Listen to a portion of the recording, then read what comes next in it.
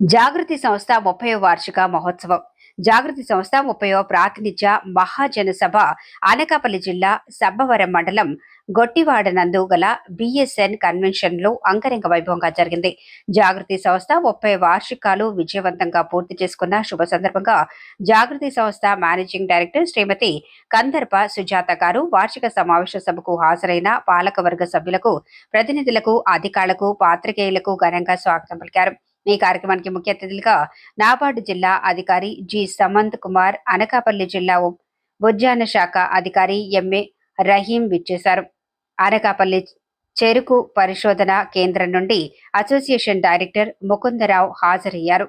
ఈ సమావేశాన్ని ముందుగా జ్యోతి ప్రజ్వలనతో ప్రారంభించి సంస్కృతి, సాహిత్య, కోలాట కార్యక్రమాలతో అద్భుతమైన ప్రదర్శనలతో అలరించారు. తదనంతరం 30వ వార్షిక నివేదికను నాబార్డు డిడిఎం శ్రీ సమంత్ కుమార్ గారి చేతుల మీదుగా ఆవిష్కరించడమైంది.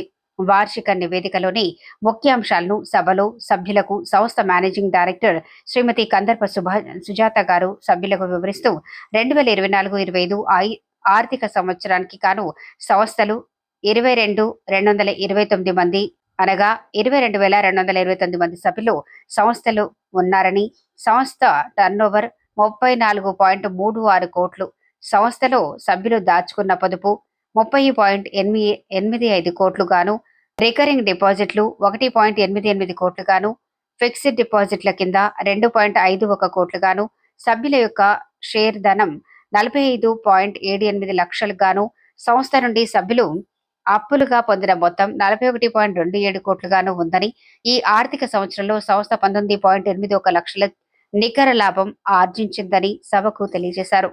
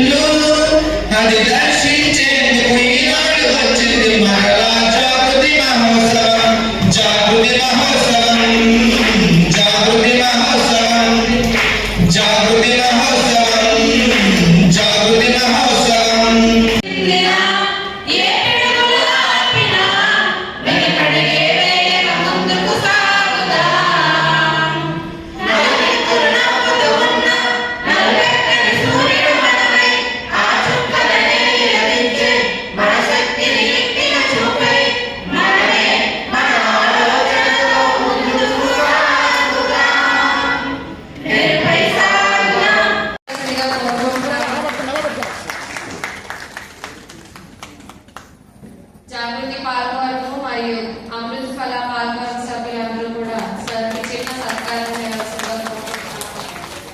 Thank you sir.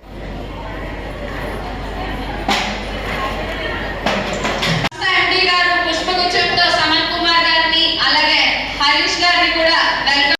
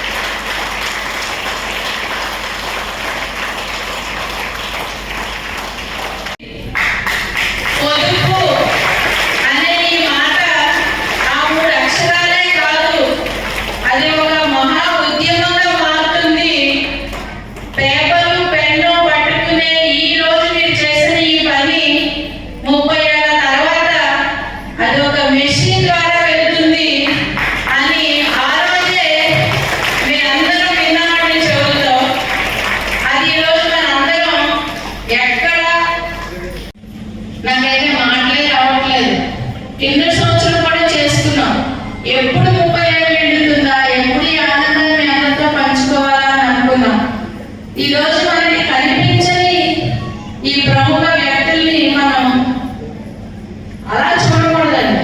మనం అని చెప్పడానికి చాలా గర్వపడుతున్నాను, ఆనందపడుతున్నాను. నిజంగా చాలా సంతోషంగా ఉందండి.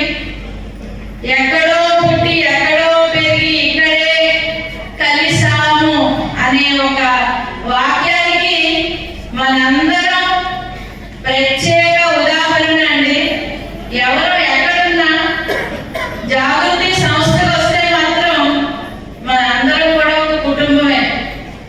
అందరూ అమ్మలు, అక్కలు, వదిన్లు అంటూ ఆప్యాయంగా పిలుచుకునే ఈ సంబరం మనకి అందించిన మన పూజ్యులు శ్రీ గురువు గారికి ముఖ్యంగా మనం ఈరోజు మనందరం శిరస్సు వంచి ప్రణామం చేసుకోవాలండి.